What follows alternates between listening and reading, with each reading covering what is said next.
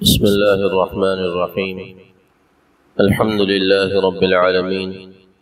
والصلاة والسلام على سيد الأنبياء والمرسلين وعلى آله وأصحابه وأزواجه وذرياته وأهل بيته أجمعين. أما بعد، فأعوذ بالله من الشيطان الرجيم. بسم الله الرحمن الرحيم. ولا تقربوا مال اليتيم إلا بالتي هي أحسن حتى يبلغ أشده وأوفوا الكيل والميزان بالقسط لا نكلف نفسا إلا وسعها وإذا قلتم فاعدلوا ولو كان ذا قربى وبعهد الله أوفوا ذلكم وصاكم به لعلكم تذكرون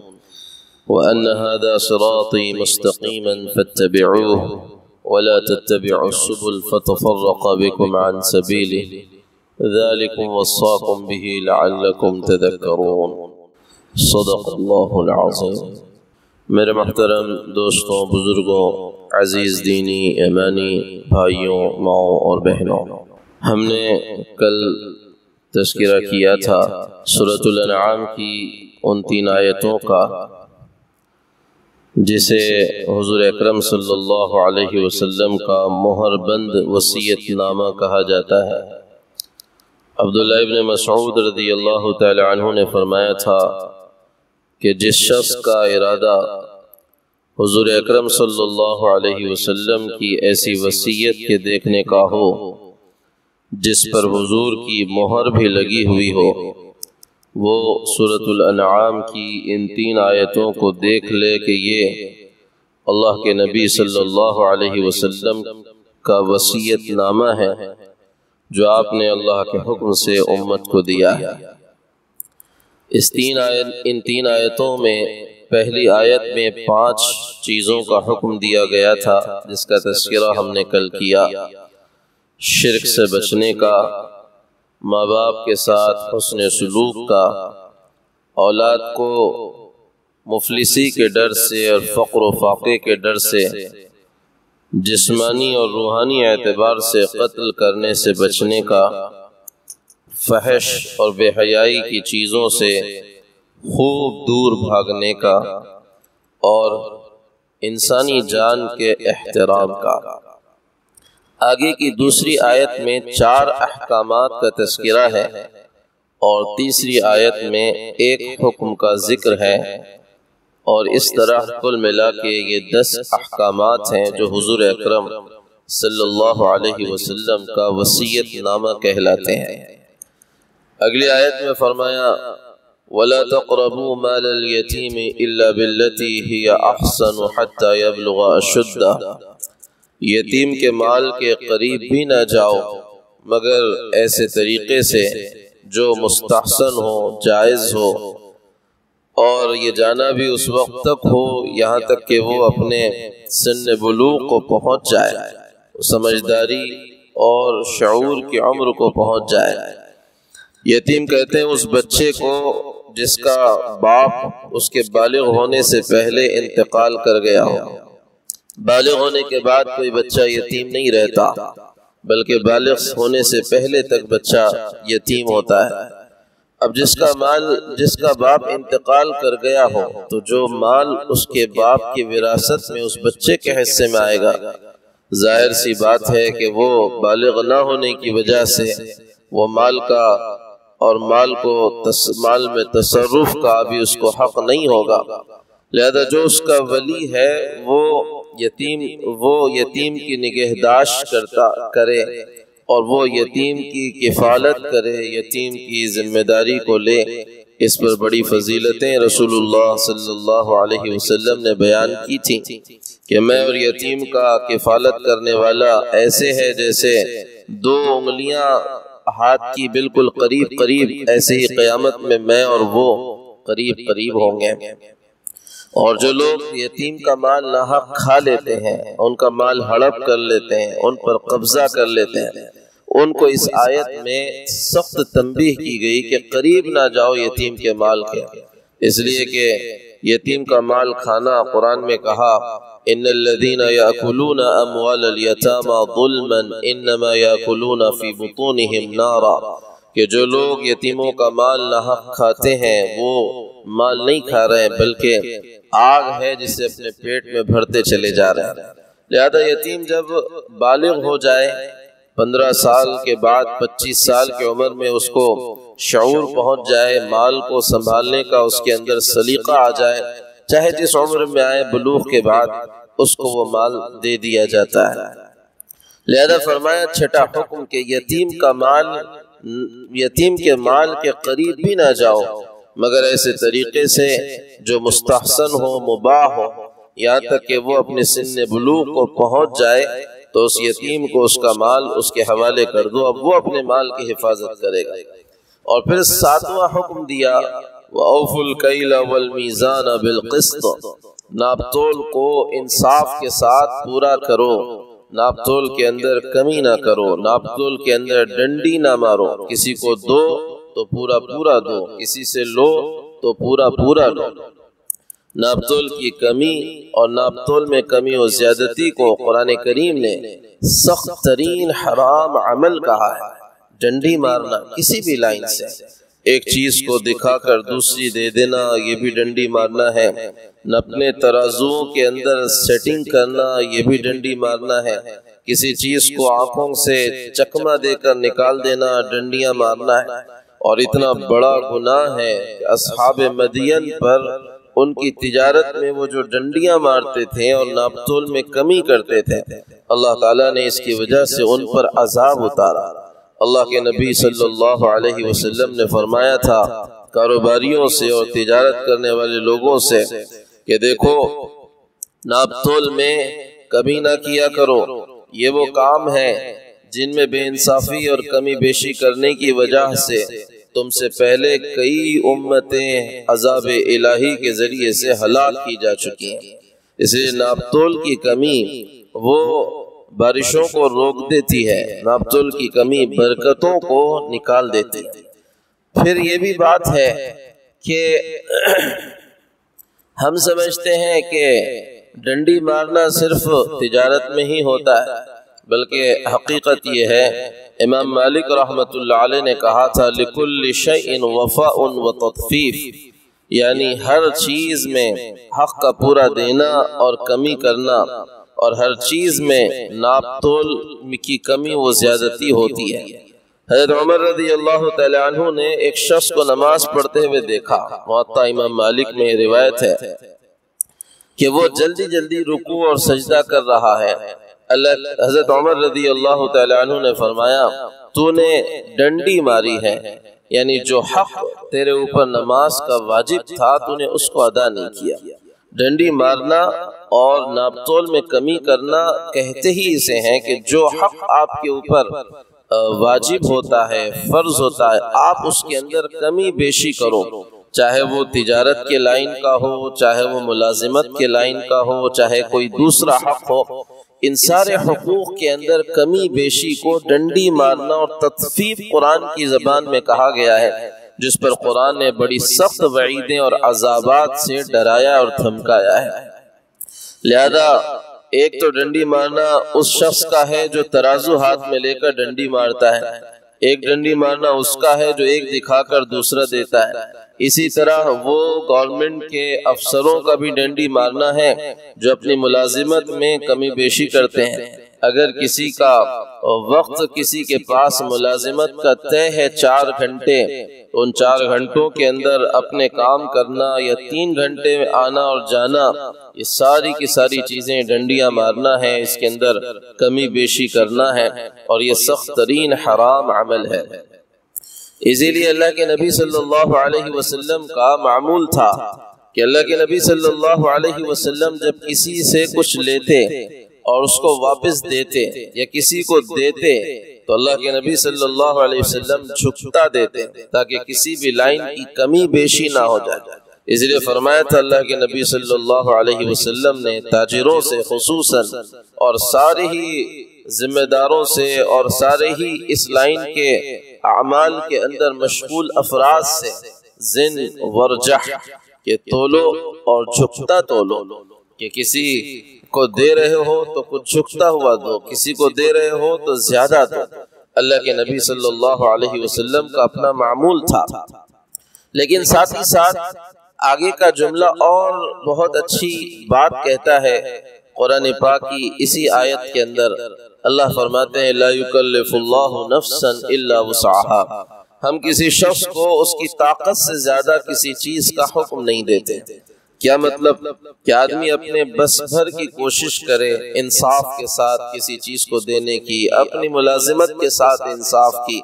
اپنی ذمہ داریوں کے ساتھ انصاف کی، لیکن اس کے باوجود کوئی کمی بیشی ہو جائے تو اللہ کہہ رہے ہیں ٹھیک ہے، ہم آدمی کو ایسی چیزوں کا پابند بھی نہیں بناتے۔ تجارت میں اس سے پہلے بھی عرض کر چکا ہوں کہ تجارت کرنے والوں کے لیے بڑے وعدے اللہ تعالیٰ نے اور جناب رسول اللہ صلی اللہ علیہ وسلم نے ان کی تجارت کے ساتھ جڑے ہوئے۔ چھوٹی چھوٹی چیزیں تجارت میں پیش آتی ہیں، آدمی اسی کی پابندی کر لے تو اس پابندی اور ان عملوں کی وجہ سے قیامت کے دن اللہ اس کو بخش دے۔ جاب تول میں کمی کرنا یہ حرام ہے، اس کو جھکتا ہوا دینا برکتوں کا سبب ہے، مقروضوں کو سہولت دے دینا، ایسے ہی تنگ دستوں کے لیے گنجائشیں نکال دینا مغفرت کا بعض مرتبہ سبب بن جاتا ہے۔ حدیث میں آتا ہے ایک شخص کو کل قیامت کے دن اللہ کے سامنے پیش کیا جائے گا، وہ اپنے چاروں طرف دیکھے گا تو اس کے اعمال نامے میں سوائے گناہوں کے کچھ نہیں ہوگا۔ اللہ اس سے کہیں گے کہ دیکھ اپنے عمل میں کچھ ہے، وہ کہے گا یا اللہ میرے پاس تو کچھ نہیں۔ اللہ پھر کہے گا پھر سوچ کوئی عمل تیرا ہو، وہ کہے گا یا اللہ میرے پاس کچھ نہیں۔ اللہ پھر کہے گا اور سوچ کوئی عمل ایسا ہو جو ہمارے سامنے تو پیش کر سکے، وہ کہے گا یا اللہ میں ایک تاجر تھا، کاروبار کرتا تھا،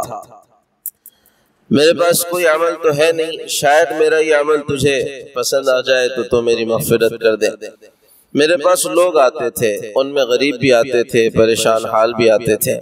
میرا اپنا عمل یہ تھا کہ کوئی قرضے کے ساتھ کوئی سامان لے جاتا اور آ کر مجھ سے کہتا کہ یہ وقت میں نے پیسہ واپس دینے کا یا سامان واپس دینے کا تم سے طے کیا تھا، لیکن میرے پاس اس وقت ابھی تمہیں واپس کرنے کے لیے رقم نہیں ہے، لہذا سہولت دے دو، تو میں اے اللہ اس کو سہولت دے دیتا تھا۔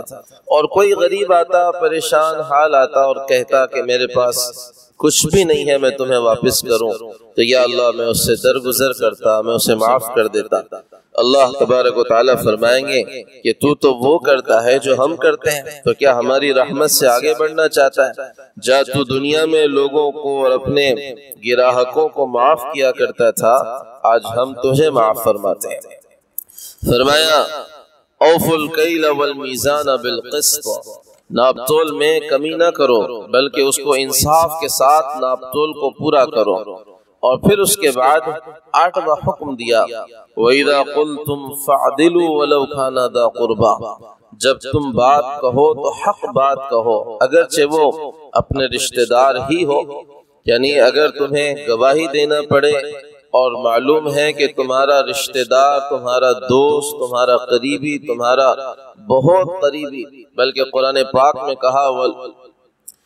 کہ تمہارے ماں باپ ہی ہوں اور تمہارے بھائی بندو ہی ہوں،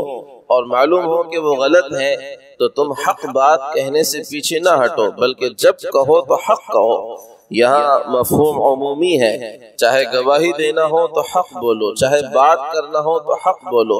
اس لیے قرآن پاک میں جھوٹی گواہی کو کفر کہا ہے، گناہ کبیرہ کہا ہے۔ فَاجْتَنِبُوا الرِّجْسَ مِنَ الْأَوْثَانِ وَاجْتَنِبُوا قَوْلَ الزُّورِ، کہ ڈرو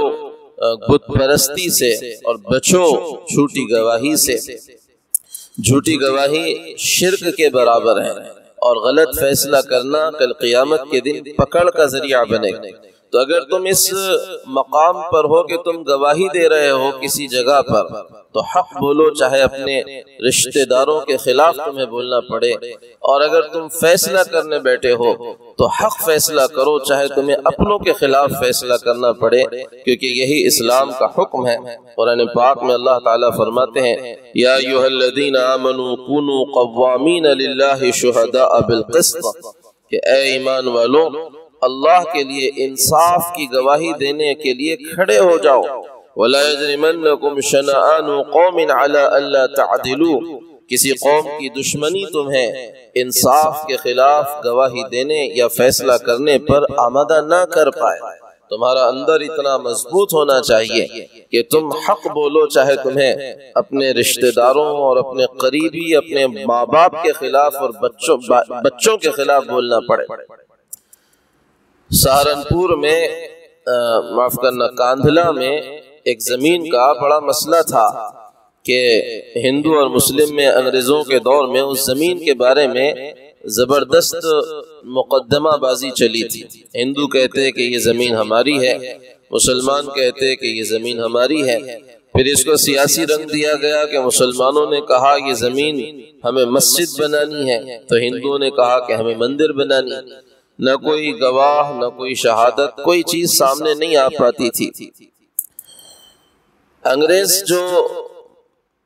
جج تھا اس نے کہا کہ تم اپنے گاؤں کا کوئی ایسا آدمی طے کرو کہ جو گواہی دے دے۔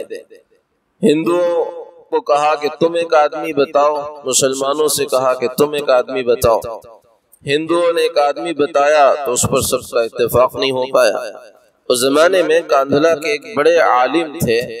ان کا نام مسلمانوں نے لیا، تو ہندوؤں نے کہا کہ یہ سچے دین والے آدمی ہیں، مسلمان ہیں اور ایک عالم ہے اور متقی ہے، ہمیں ان کی گواہی پر اعتماد ہے۔ اگر یہ کہہ دیں گے کہ یہ زمین ہندوؤں کی نہیں ہے مسلمانوں کی ہے تو ہم اسے قبول کر لیں گے۔ مسلمانوں نے کہا کہ ہمارے مولانا ہیں تو ہم تو ان کی گواہی اور ان کی بات کو پہلے ہی قبول کریں گے۔ اس انگریز جج نے مولانا کو بلایا اور بلانے کے بعد ان سے پوچھا کہ بتائیے یہ زمین کس کی ہے؟ مولانا نے کہا کہ بات یہ ہے کہ یہ زمین اصل میں ہندوؤں کی ہے، مسلمانوں کا اس پر جو دعویٰ ہے وہ غلط ہے، میں اس کی گواہی دیتا ہوں۔ بات حالانکہ سیاسی تھی، مسجد بنانے کی تھی، لیکن جو حق ہے وہ بولا۔ تو انگریز مجسٹریٹ نے اس وقت جو فیصلہ لکھا تھا وہ یہ لکھا تھا کہ آج مسلمان ہار گئے مقدمہ، لیکن اسلام مقدمہ جیت گیا۔ تو میرے دوستوں، بات حق کی ہونی چاہیے، چاہے گواہی کی ہو چاہے فیصلے کی ہو، اور اگر آپس کی گفتگو کی ہو تو اس میں بھی حق و انصاف کو قائم رکھنا چاہیے کہ اس میں نہ جھوٹ بولا جائے، نہ غیبت کی جائے، نہ بہتان لگایا جائے، نہ ایسے بول بولے جائے جس سے کسی کو تکلیف ہوتی ہو یا کسی کو جانی اور مالی نقصان ہوتا ہو۔ بعض مرتبہ زبان کے تیر وہ زخم دیتے ہیں جو تیر و تلوار زخم نہیں دیتے، اس لیے جب کبھی کہو تو حق کہو، چاہے وہ اپنوں کے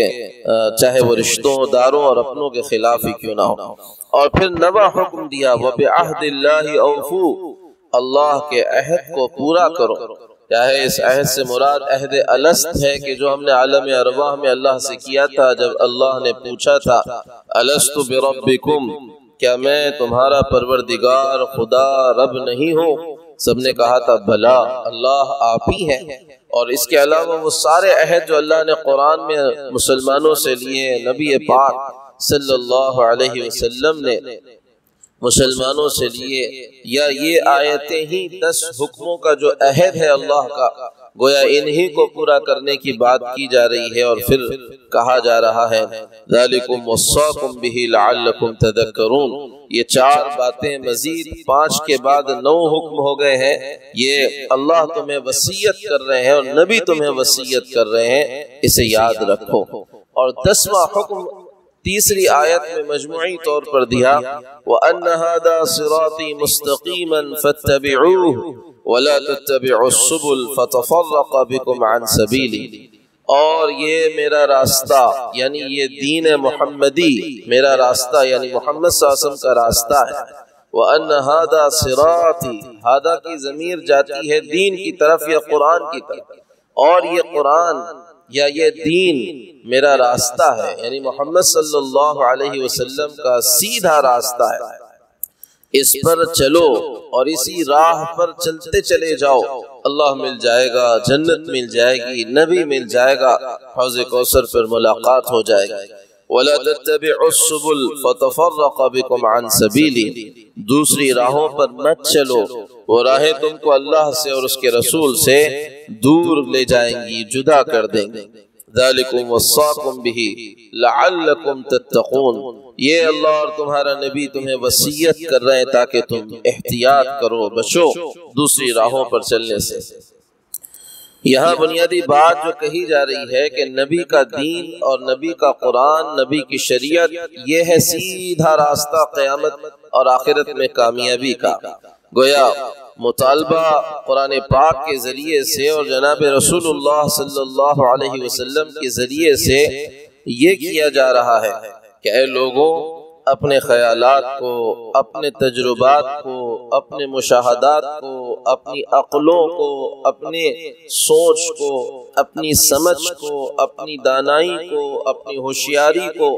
اپنی صلاحیتوں کو اللہ اور اس کے نبی اور اس کے کلام کے سامنے پیچھے کر دو،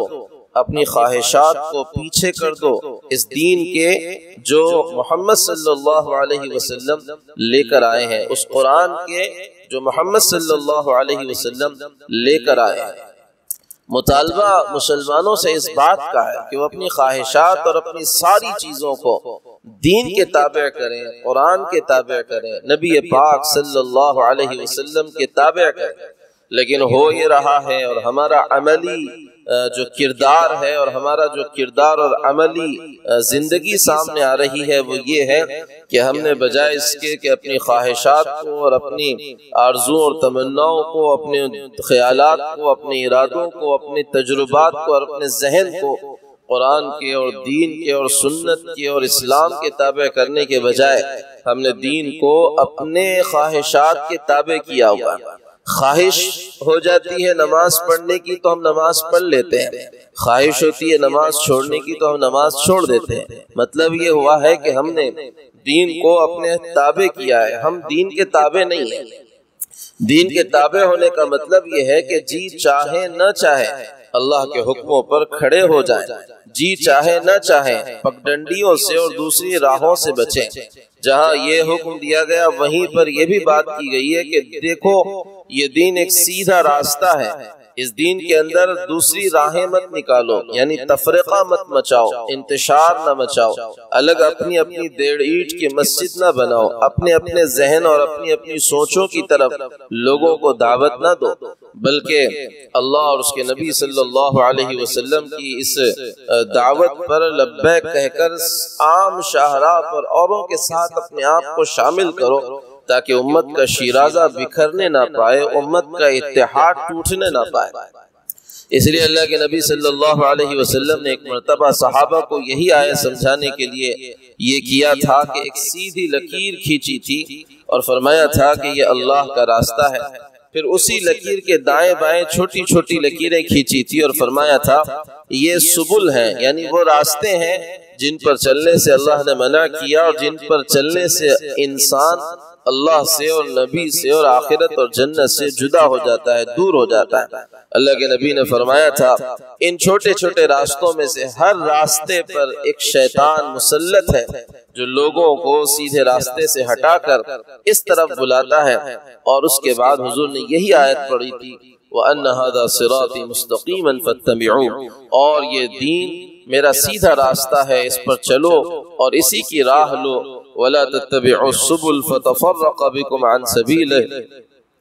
دوسری راہوں پر مت چلو، وہ راہیں تمہیں اللہ سے اور نبی سے جدا کر دیں گی، حق سے جدا کر دیں گی۔ ذَلِكُمْ وَصَّاكُمْ بِهِ لَعَلَّكُمْ تَتَّقُونَ، اللہ اور تمہیں وصیت کر رہے ہیں تاکہ تم احتیاط رکھو ان ساری چیزوں میں۔ یہ 10 احکامات ہیں حضور اکرم صلی اللہ علیہ وسلم کا گویا وصیت نامہ اور سارے دین کا خلاصہ، سارے دین کا نچوڑ، سارے شریعت کا نچوڑ۔